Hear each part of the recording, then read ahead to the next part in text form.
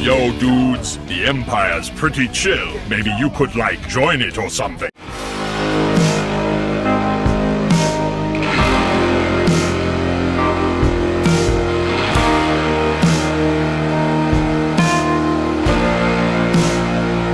Hey everyone, Lucamus Prime here. So, it's time for this week's merchandise showcase. So, when it comes to what I unboxed last Saturday then, so last Saturday I was able to, of course, unbox my action figure of Sunstreaker based on concept art from the Bumblebee movie. Definitely a really cool figure of Sunstreaker, makes me wish he was in the film, but it's definitely a really cool figure though.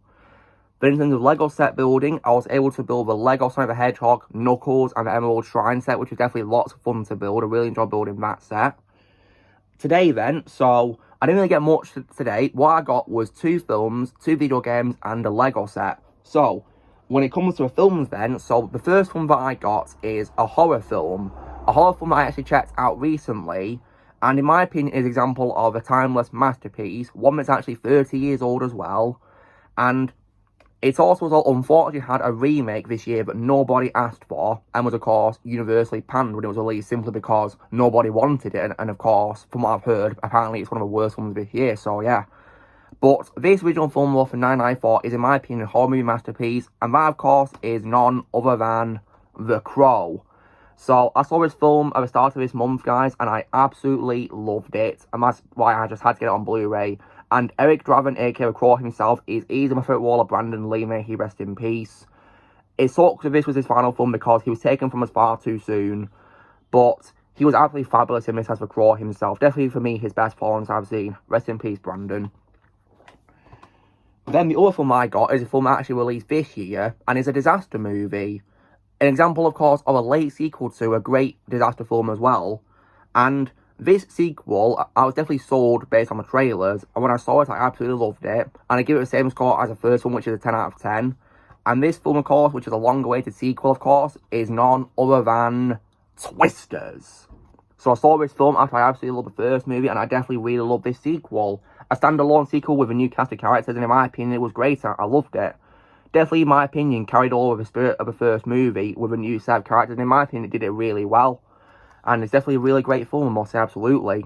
But it definitely, of course, maybe wants to avoid Oklahoma as a state, because that's where, of course, it has to take place. And after all, according to my favourite song in the film, there ain't no love in Oklahoma. Of course. So that's Twisters. Then, after that as well, when it comes to video games, the first game I got is a PS3 game, which I was recommended to get by one of my friends, because this is one of his favourite games of all time. This is a first-person shooter game as well, and this game, of course, is none other than The Darkness. So I heard about this game from clips of scenery. It looks like a really good game, and my friend also told me it's better than Call of Duty, so that definitely gives me hope I'm going to like it as well, so I got this game. And the other video game is a game that I really wanted to get, and it's a game I waited a long time to get because it kept running out of stock easily at the store I went to, which really sucks. But I was finally able to get it from Kex today.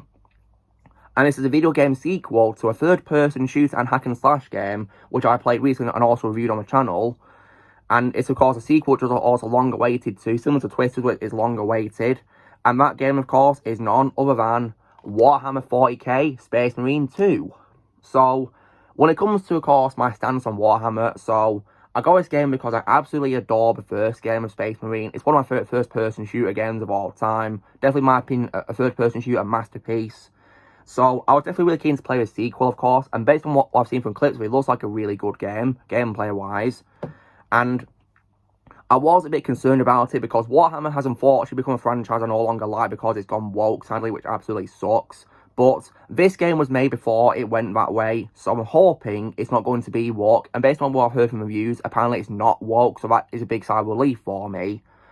And based on what I've seen, it looks like a very good game. And also as well, Henry Cavill, of course, who of course is a big Warhammer himself, and is going to be in a Warhammer show for Amazon in a cinematic universe for Warhammer. He, of course, played this game, and he definitely loved it, so the fact that Henry Cavill loved the game definitely made me sold to play it as well, because if it wasn't for Henry, guys, I wouldn't be a Warhammer fan in the first place, so I'll definitely play this game with him in mind, and hopefully I'll like it as much as he does. I really hope so. But the only nitpick I have this game already, the only bad quality I have so far already, is unfortunately no Mark Strong as Captain Titus, because because he was definitely, in my opinion, the best part of the first game as Titus. My favourite watch wall of his. Sadly, in this game, he got recast, which really sucks. But yeah, that's more about quality stuff. That hopefully I'll like this game. I really hope so. Then, when it comes to Lego sets, it's a Lego DC set. And I think it's fair to say when it comes to Lego DC, this character is pretty much the last character standing in this franchise when it comes to Lego sets. And this is actually based on, as well, the films, of course, by Tim Burton, so I just knew how to get this. And the set, of course, is none other than the Lego Batmobile Batman vs. the Joker chase. So, I got this because why not? It's based on Tim Burton's Batman, and of course, it's Tim Burton's Batmobile, my favourite Batmobile design, so of course I had to get this, right? 100%. It looks like a really good set with a new design for Joker as well, based on that new hairpiece he's got there, so I thought, yeah, why not? I've already got like a Batwing set, so I just had to get a Batmobile, absolutely. So, yeah, I got this because I love Tim Burton's films, and of course, his Lego Batman, I can't say no to that. It's definitely a really awesome set. So, guys, that is, of course, what I got this week, so I hope you guys enjoyed that. So, you know the drill, guys. Be sure to give this video a like. Also, be sure to let in the comments what you guys think of what I got, what your favourite thing I got. Also, be sure to join Team Prime by pressing subscribe in the future, and I'll see you all later.